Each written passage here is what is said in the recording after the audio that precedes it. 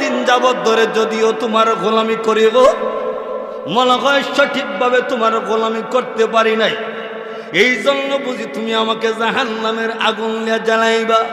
প্রভু, আমার মতন গুনাহগার জাহান্নামের আগুন দিয়ে যদি জ্বালাও, তোমার তো যারা পরিমাণ সম্মান বাড়বে না।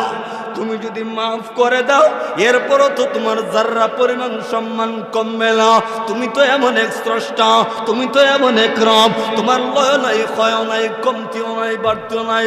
হ্যাঁ প্রভু, আমার মতন গুনাহগারকে মাফ করে দিলে তুমি কারো কাছে কৈফিয়ত দিতে হবে না। আল্লাহ দয়া করে তুমি আমার জিন্দেগির গুনাহ মাফ করে দাও।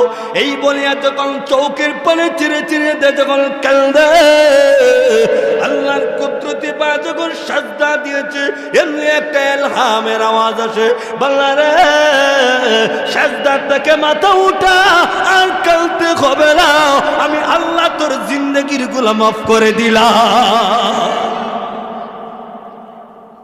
আল্লাহ যখন মাফ করে দিয়েছেন, এই খবরটা যখন ইলহামের আওয়াজ তার কানে বাড়ি খাইল, এমনি মুসা পয়গম্বর রাস্তা দিয়ে হেঁটে যায়। হ্যাঁ মুসা পয়গম্বর, আপনি একটু দাঁড়ান। পয়গম্বর কখনো মিথ্যা কথা বলতে পারে না। আপনি যে আমাকে জানিয়ে দিয়েছেন আমি জাহান্নামে যাইব, এই কথাটাও ঠিক। আমি যে ইলহামের আওয়াজ পাইলাম আমি জান্নাতে যাব, এইটাও ঠিক। এমনি আল্লাহর পয়গম্বর মুসা আবার তুর পাহাড়ে চলে গিয়েছেন। আল্লাহ, আপনারা বলেছেন আমি ওই লোককে জানিয়ে দিতাম, আপনি বলেছেন এই জন্য জানিয়ে দিলাম লোকটা জাহান্নামে যাবে, কিন্তু ওই লোকটা আবার বলতেছে সে জান্নাতে যাবে। আল্লাহ দুটা ঠিক হয় কেমনে?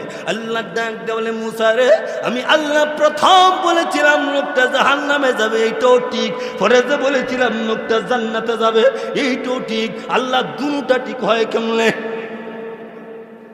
ও মুসা, জানোনি আমার বান্দা যখন শুনেছে সে জাহান্নামে যাবে, আমার বান্দা তো একটু কষ্ট পাওয়ার কথা, আমার বান্দাতে একটু বিরক্ত হওয়ার কথা। কিন্তু রে মুসা, জানোনি আমার বান্দা যখন জাহান্নামের কথা শুনেছে, এরপরও যে আমার বান্দা বিরক্ত না হইয়া আমি আল্লাহর শুকরিয়া আদায়